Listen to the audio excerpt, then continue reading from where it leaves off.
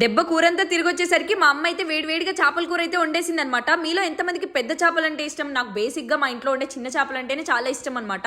దీన్ని బెత్తలని కూడా అంటూ ఉంటారు. ఒక్కొక్క స్లాంగ్ లో ఒక్కొక్క లాంగ్వేజ్ తో పిలుస్తూ ఉంటారు. మరి మీ లాంగ్వేజ్ లో ఏమంటారో నాకైతే తెలీదు. లిటరలీ మా మమ్మీ మాత్రం కర్రీ అద్దరు కొట్టేసిందనే చెప్పుకోవచ్చు. హైదరాబాద్ లో మా అమ్మ 4 రోజులు ఉండి నా కోసం వండి పెట్టినా కూడా ఈ చేపల ఫీలింగ్ అయితే ఇక్కడ మాత్రమే వస్తుంది. ఎందుకంటే చేపలు హైదరాబాద్ లో దొరకవు కాబట్టి. నాకు స్పెసిఫిక్ గా హైదరాబాద్ లో దొరకవు అన్నందుకు అసలు హైదరాబాద్ లో చేపలే దొరకవా అని డైలాగ్ మాత్రం వదలకండి. ఎందుకంటే నేను ఉండే ప్లేస్ లో మాత్రం సరౌండింగ్స్ లో ఆల్మోస్ట్ 10 to 15 కిలోమీటర్స్ వెళ్లాల్సి ఉంటుంది. అందుకనే అన్నాను మా మమ్మీ మాత్రం డిఫరెంట్ డెజర్ట్స్ ట్రై చేయడంలో మాత్రం తిరిగి తీసి పెట్టే వాళ్ళే లేరనిపిస్తుంది. ఈసారి డిఫరెంట్ గా ఆప్రికాట్ డిలైటా అనుకున్నాను, ఎందుకంటే చూడడానికి కూడా అలానే అనిపించింది. కానీ కాదండి, నాచురల్ గా పండిన మామిడికాయల్ని చైనా గ్రాస్ లో కలిపేసి ఈ డెజర్ట్ ని క్రియేట్ చేసింది. లిటరలీ టేస్ట్ విజయానికి వస్తే అసలు భలే అనిపించింది. కొత్త కొత్త ఇన్నోవేటివ్ థాట్స్ కేవలం మదర్స్ కి మాత్రమే వస్తాయి అనిపిస్తుంది. ఎందుకంటే వాళ్ళు కిచెన్ లో ఉండడం వల్ల వెరైటీ ఫుడ్స్ ని క్రియేట్ చేయగలుగుతారు. They have magical hands.